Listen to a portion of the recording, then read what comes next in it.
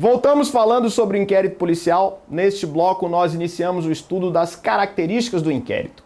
Estas características estão despencando em prova, você precisa conhecer detalhadamente cada uma delas. E a característica de número 1 do inquérito, característica que vamos estudar agora, é a característica da discricionariedade do inquérito policial. Anote no seu caderno, discricionariedade é a primeira característica do inquérito policial. A característica que nós iniciamos é a discricionariedade do inquérito. O que significa isso? Quem preside o inquérito policial é o delegado de polícia, comandando as investigações de modo a definir quais são as diligências a serem realizadas e a ordem de realização, conforme um juízo de oportunidade e conveniência. A discricionariedade, então, significa dizer que o delegado de polícia comanda as investigações, definindo as diligências a serem realizadas e a ordem de realização, conforme um juízo de oportunidade e conveniência. É o que vamos anotar, então, no nosso caderno, falando de discricionariedade. O delegado de polícia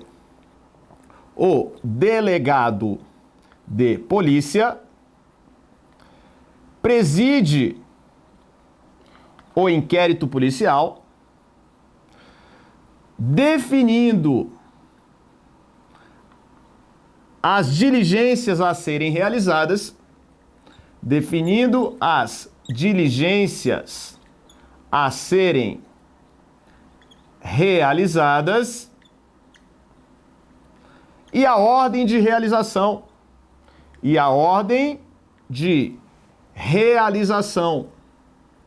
e a ordem de realização. Conforme um juízo de oportunidade e conveniência. Conforme um juízo de oportunidade e conveniência. Vamos colocar pequenininho aqui. Conveniência. Conforme o juízo de oportunidade e conveniência. O delegado preside o inquérito e define aquilo que vai ser realizado e a ordem de realização. Oportunidade significa realizar diligências que são possíveis para a polícia. Aquilo que é acessível, aquilo que é possível para que a polícia realize. A conveniência está ligada à necessidade de realização daquela diligência. Será que a diligência é importante para a elucidação do fato? Isto é a conveniência no que tange a discricionariedade. Então nós já sabemos o que é discricionariedade. E é importante que você saiba que no Código de Processo Penal existe um artigo, que é o artigo 6º, que define inúmeras diligências a serem realizadas no curso da investigação preliminar. Você precisa saber que esse artigo 6º tem um rol meramente exemplificativo. Nem todas as diligências que estão ali no artigo 6º serão realizadas, porque é o delegado de polícia quem define o que será realizado. E também não há necessidade de que o delegado cumpra rigidamente aquela ordem que está no artigo 6º. Na verdade, o delegado pode livremente escolher as diligências que serão realizadas antes e as diligências que serão realizadas depois. O artigo 6º, então, é um rol exemplificativo e o delegado define as diligências que vêm antes e aquelas que vêm depois. Diligências que estão lá no artigo 6º, por exemplo, a oitiva do indiciado, a oitiva de testemunhas, reconhecimento de pessoas e coisas, exame de corpo de delito. Não precisa que o delegado cumpra rigidamente a ordem que está no artigo. Vamos anotar então em relação ao artigo 6º do Código de Processo Penal. Você precisa saber que esse artigo 6º do CPP indica um rol exemplificativo. Rol exemplificativo de diligências. Rol exemplificativo de diligências. Não está o delegado obrigado a realizar todas elas, sendo que não há uma ordem rígida. Se o delegado escolher primeiro ouvir uma testemunha, depois ouvir o indiciado, ok. Se ele resolver trocar, primeiro ouvir o indiciado, depois a testemunha, também não tem problema. Ele define a ordem de realização das diligências. Fácil, tranquilo isso, muito bem. Ainda em relação à discricionariedade. Existe um artigo do Código de Processo Penal que define muito bem a discricionariedade. É o artigo 14 do CPP, que nós vamos ler agora. Aparece na sua tela o artigo 14 do Código de Processo Penal. O ofendido ou seu representante legal e o indiciado poderão requerer qualquer diligência que será realizada ou não a juízo da autoridade. Se tem um artigo no Código de Processo Penal que expressa bem a característica da discricionariedade, é o artigo 14 do CPP. Esse artigo 14 permite o requerimento de diligências por parte da vítima do crime, que é o ofendido, por parte do representante legal do ofendido ou por parte do indiciado, que é o suposto autor da infração penal. Então, esse artigo 14 do CPP permite o requerimento de diligências pelo ofendido, que é a vítima do crime, seu representante legal ou pelo indiciado. Mas será que o delegado está obrigado a cumprir as diligências que são pedidas por estas pessoas? Cuidado, o delegado não está obrigado a cumprir estas diligências. O próprio artigo 14 vai dizer que essas diligências serão realizadas a juízo da autoridade. Podem ser realizadas ou não a juízo da autoridade, segundo a regra do artigo 14. Isso porque o delegado de polícia define as diligências a serem realizadas no curso do inquérito policial.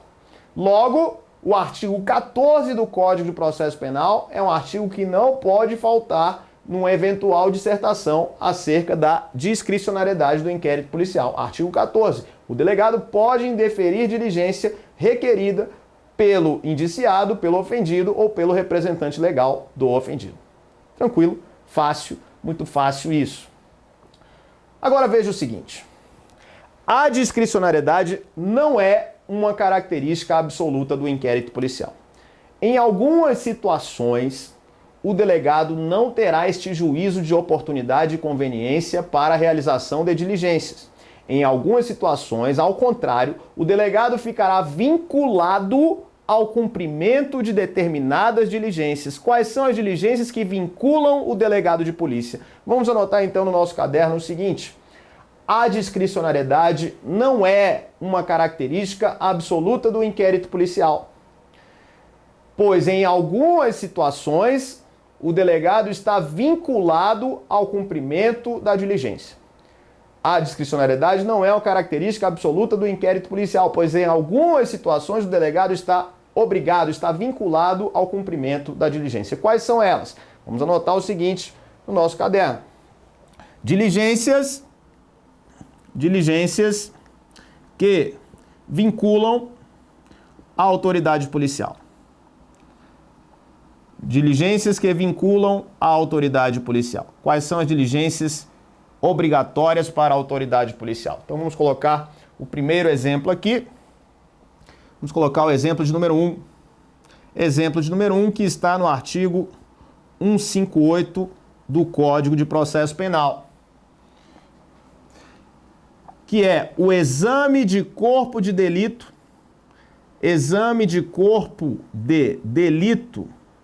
nas infrações que deixam vestígios.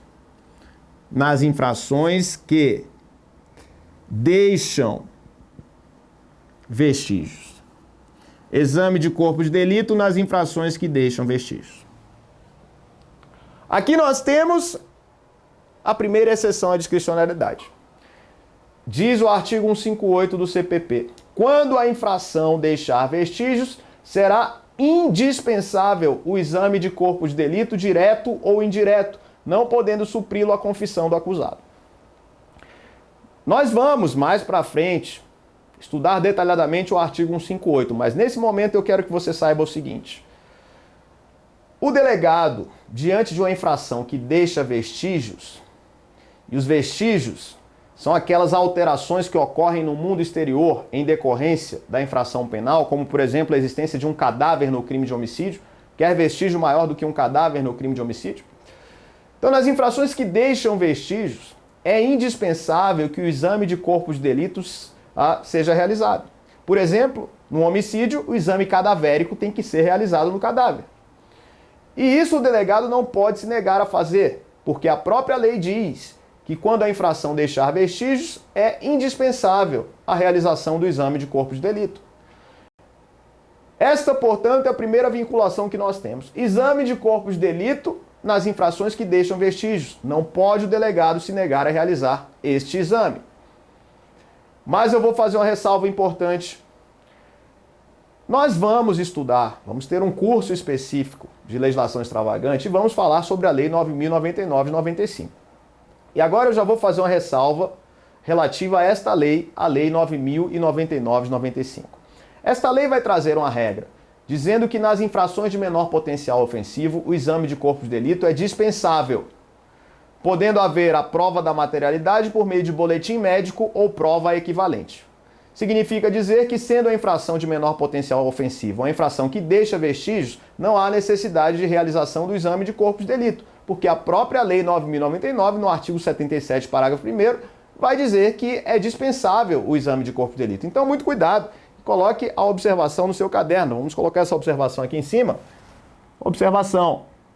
Observação referente ao artigo 77, parágrafo 1º da Lei 9.099 de 95. Escreva o seguinte no seu caderno. Nas infrações de menor potencial ofensivo,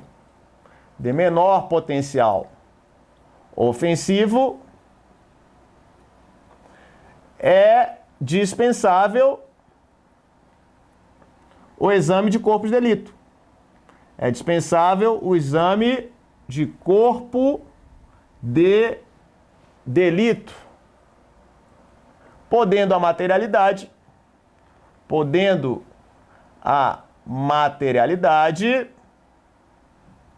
ser demonstrada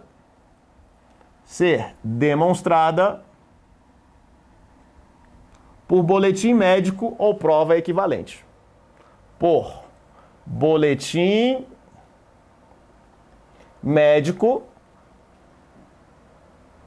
ou prova equivalente.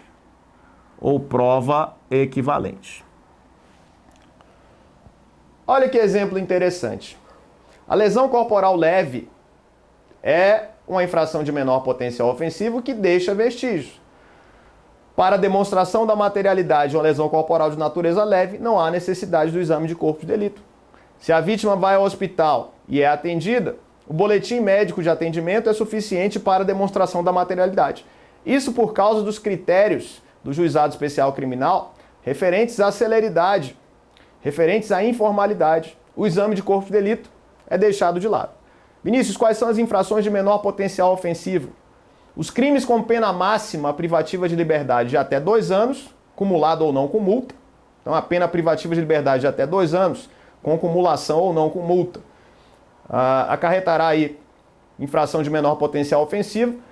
E também as contravenções penais, seja qual for a pena. Independente da pena de uma contravenção penal, esta infração é de menor potencial ofensivo. E aí não há necessidade de realização do exame de corpo de delito quando a infração de menor potencial ofensivo deixa vestígios. Fácil isso, bacana, é a observação que nós temos quanto à Lei 9.099. E o crime de lesão corporal leve é uma infração de menor potencial ofensivo porque a pena prevista na lei, no artigo 129 do Código Penal, é de 3 meses a 1 ano de detenção.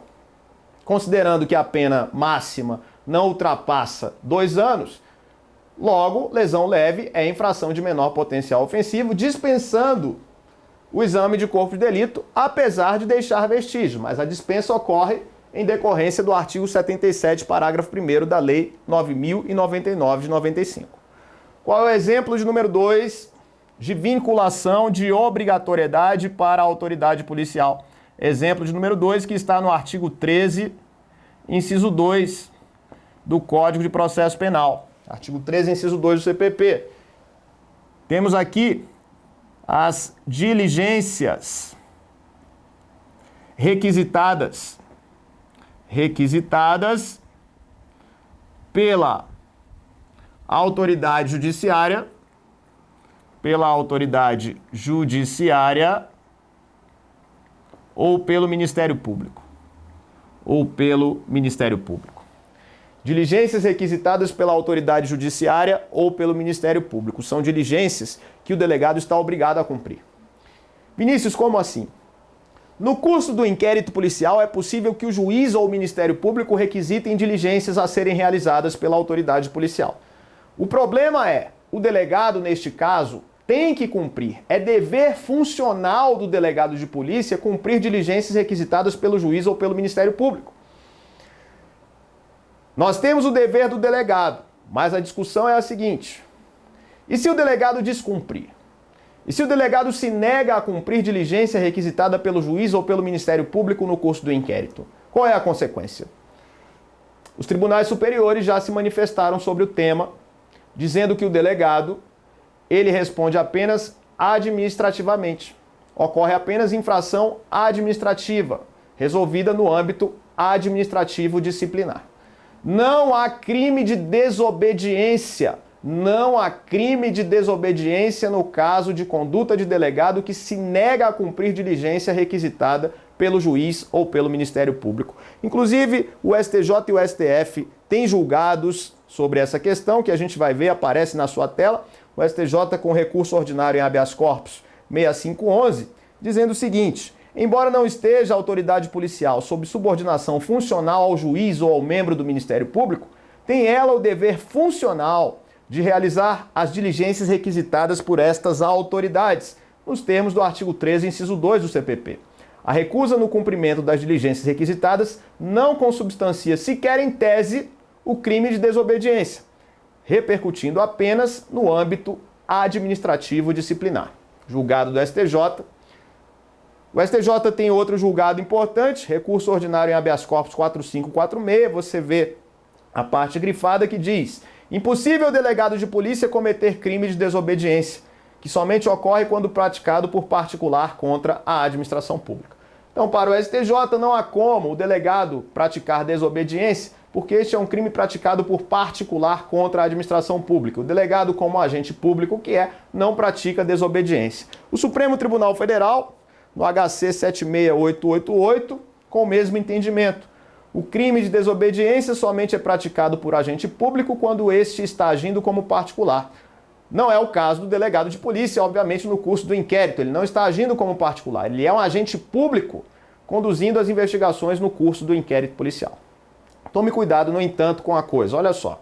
A gente já viu que não há crime de desobediência, que existe infração administrativa, mas a gente pode visualizar crimes que podem ocorrer com esta negativa. Não há desobediência, isso a jurisprudência afasta. No entanto, é possível o crime de prevaricação.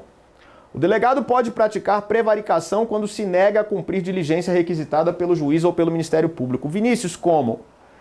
Por exemplo, se ele se nega a cumprir a diligência para a satisfação de interesse ou sentimento pessoal, é amigo do indiciado, por exemplo. Então, nesse tipo de situação, nós vamos ter a prevaricação. Ou, por exemplo, o crime de corrupção passiva também pode se configurar.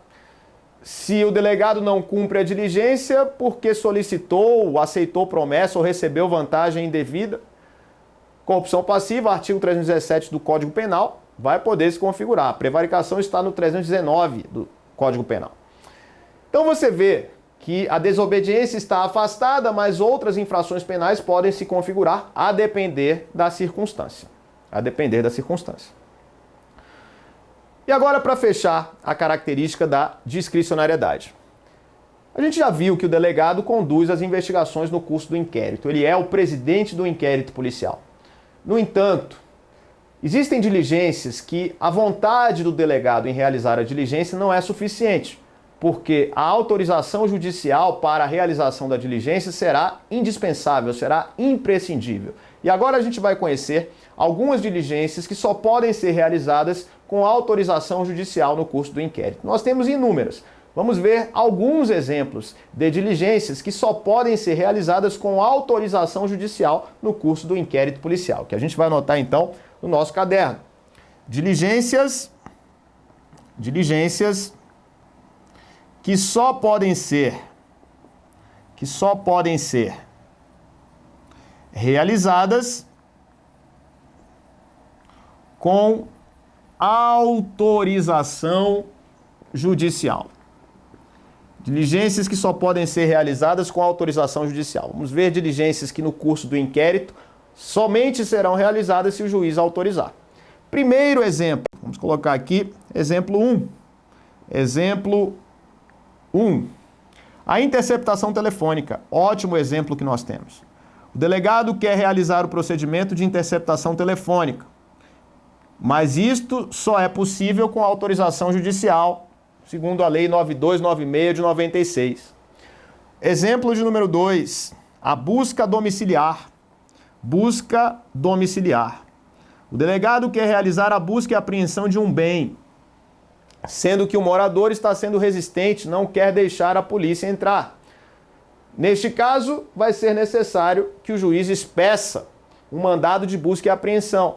Teremos uma autorização judicial para que a polícia entre no domicílio. A busca domiciliar, portanto, depende de autorização judicial. Um exemplo de número 3 que nós temos, exemplo de número 3 é um incidente de insanidade mental. Incidente de insanidade mental.